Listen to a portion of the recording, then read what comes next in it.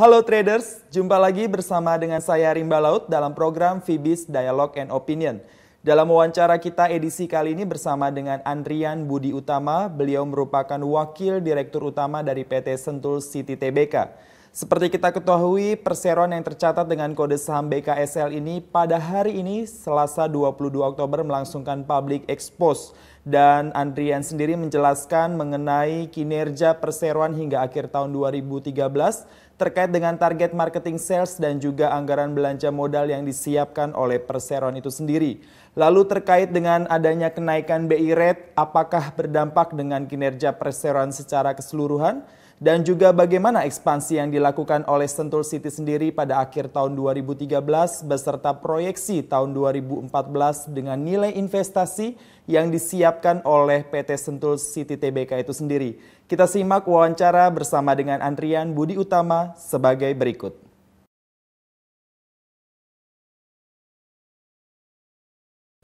Ya, jadi kalau mengenai kenaikan BI rate itu kita sedang monitor. Jadi apakah akan langsung berdampak saat ini atau mungkin beberapa waktu baru ada dampaknya.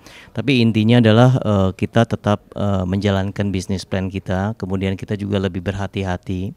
Terutama kita juga mengkaji kemungkinan dari cara pembayaran yang bisa lebih friendly ya terhadap pembeli-pembeli kita gitu.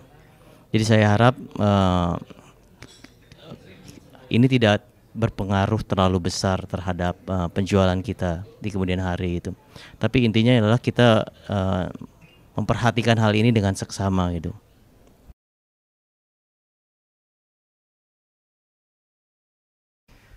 Saat ini marketing sales kita masih on track, jadi kita sesuai dengan target kita. Jadi kita akan lihat dalam 2 tahun ke depan ini gitu. Saya harapkan sih tidak akan ada perubahan yang signifikan gitu. Demikian juga dengan capex kita gitu. Jadi masih on track gitu. Karena beberapa proyek kan sudah kita laksanakan di awal tahun dan di tengah tahun. Jadi dalam proses pembangunan seperti itu. Belum. Jadi Sentul City sendiri targetnya 1,5 triliun. Kemudian capex kita sekitar 350 miliar. Kemudian kita harapkan ini tidak terlalu jauh berbeda sampai akhir tahun ini gitu.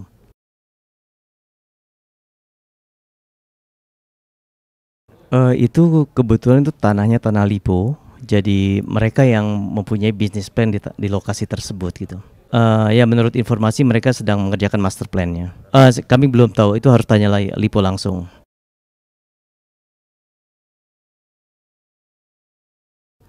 Sampai bulan September kita sudah mencapai 1,12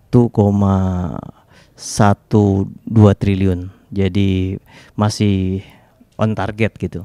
Ya kita harapkan ini tidak berubah sampai akhir tahun gitu.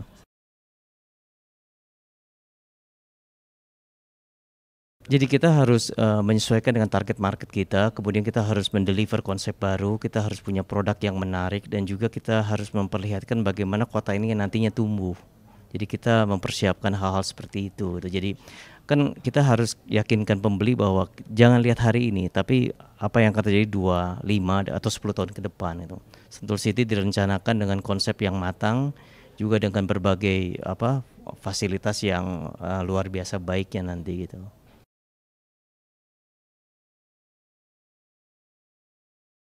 Ya, jadi tahun depan kita akan konsentrasi di pengembangan CBD, kemudian kita akan buka beberapa klaster, kemudian kita juga akan punya hotel, kemudian pengembangan Apung kedua dan juga ada kawasan wisata belanja di kawasan Apung yang kedua itu gitu. Jadi banyak sekali hal yang akan kita lakukan tahun depan. Mungkin capex tahun depan mungkin mencapai sekitar 600 sampai 700 miliar. Ya, investasinya mungkin sekitar sampai 2 triliun.